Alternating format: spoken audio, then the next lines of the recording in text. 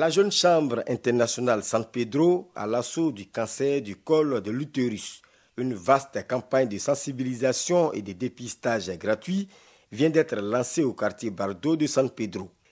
Il était important pour nous de pouvoir organiser cette sensibilisation et ce dépistage pour permettre à nos mères et à nos sœurs de connaître leur statut. Et nos mamans aujourd'hui, nos sœurs ont pu connaître leur statut et je pense qu'elles ont pris conscience que c'est une maladie que nous pouvons éradiquer au niveau de San Pedro et partant de San Pedro au niveau de la Côte d'Ivoire. Les femmes venues nombreuses à cette rencontre ont été longuement sensibilisées sur la notion même du cancer du col de l'utérus. C'est très important pour nous les femmes. Après le dépistage gratuit, des femmes visiblement heureuses souhaitent voir des campagnes de ce genre se répéter dans des quartiers souvent difficiles d'accès.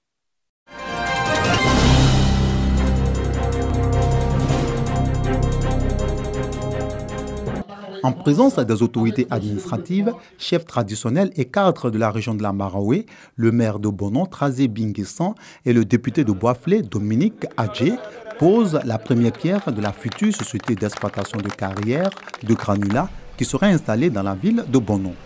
Elle sera exploitée par des opérateurs économiques italiens et servira à la fabrication de gravier, de ciment et autres matériaux de construction. L'installation de cette usine va offrir des opportunités d'emploi aux jeunes et permettre la réalisation d'infrastructures socio-économiques, notamment un hôpital, un château d'eau, des écoles et des routes au profit des populations de Bonon.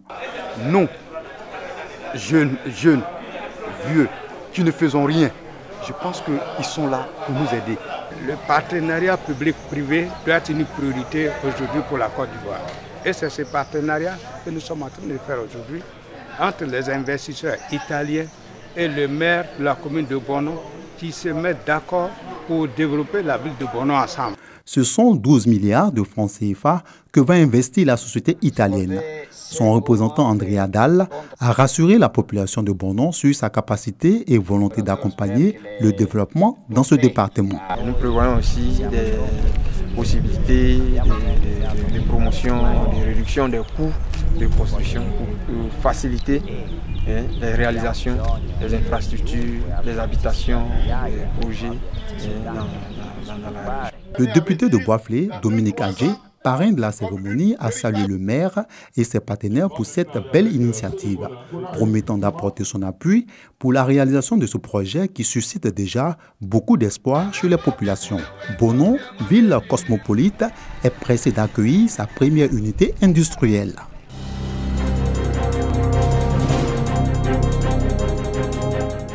Depuis 7 h du matin, ces élèves attendent d'emprunter un véhicule pour regagner leur établissement.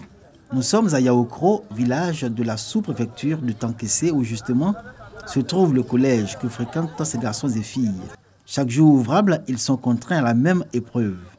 Aujourd'hui à Yaoukro, les parents sont fiers de savoir que leur fille fréquente un collège.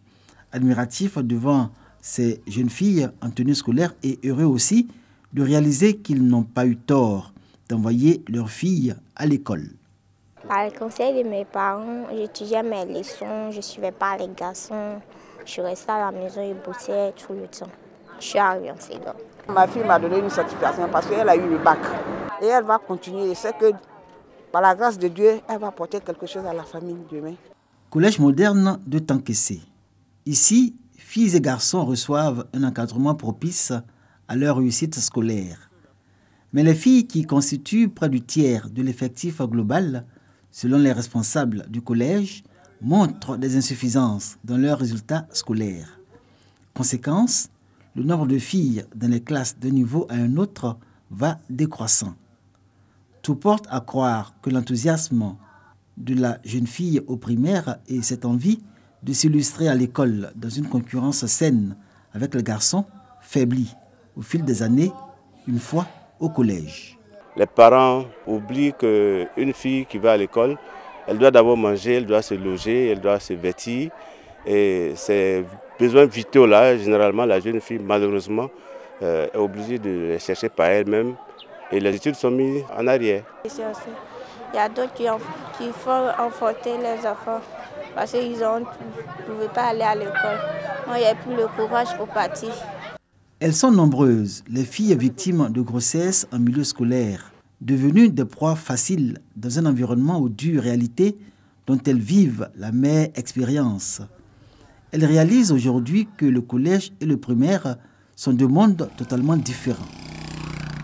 Nous voici à Bondoukou, chef-lieu de la région du Gontougo, région connue pour son fort attachement à l'islam, ses tabous et ses préjugés, à cause desquels, pendant de longues décennies, l'on a dénié à la jeune fille son droit à l'éducation.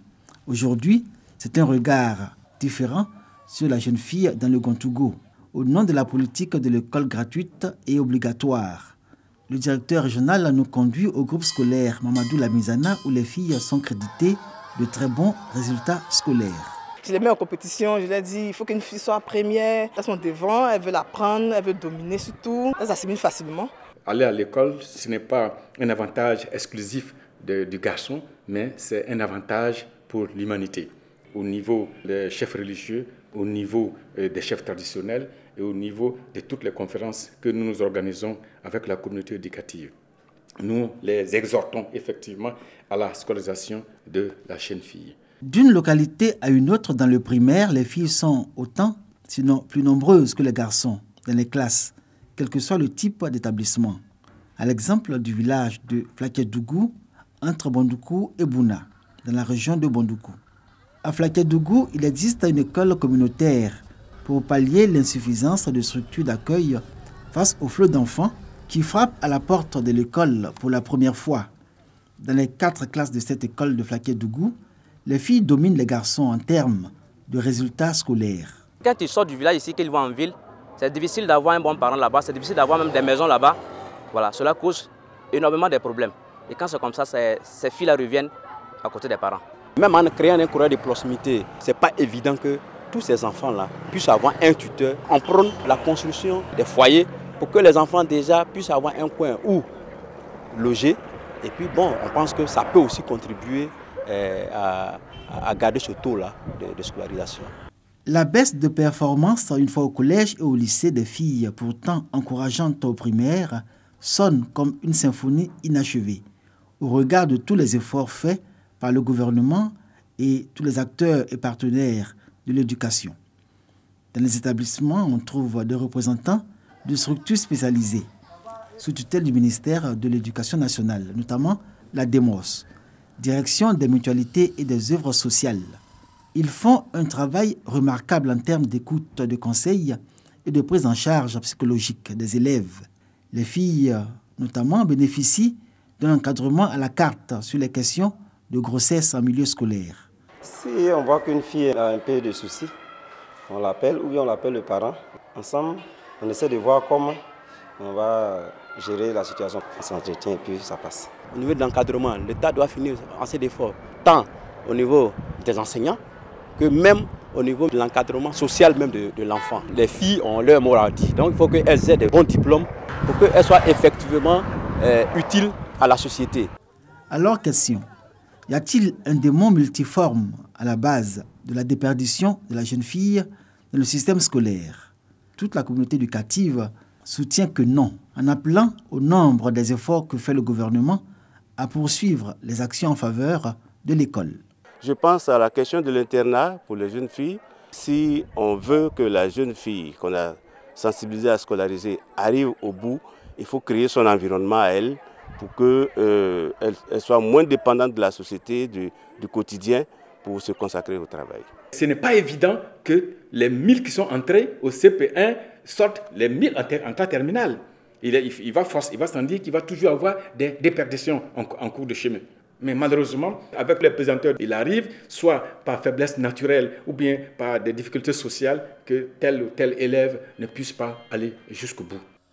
Les problèmes et les solutions possibles connues restent maintenant aux autorités éducatives et les partenaires de l'école à trouver la stratégie idoine et l'affiner, afin de lever les freins et obstacles à l'évolution de la jeune fille dans le système scolaire à partir de son entrée au collège.